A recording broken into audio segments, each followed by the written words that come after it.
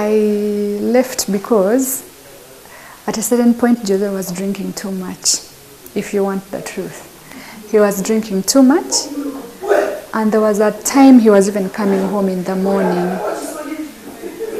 There was a time he came back at 9 a.m. and another time he came back at 11 a.m. and another time he came back at midday, and he was dead drunk.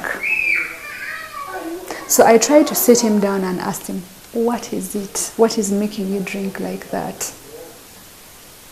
And he had no reason. So I told him, you cannot, your children have grown. Abba, for example, has grown.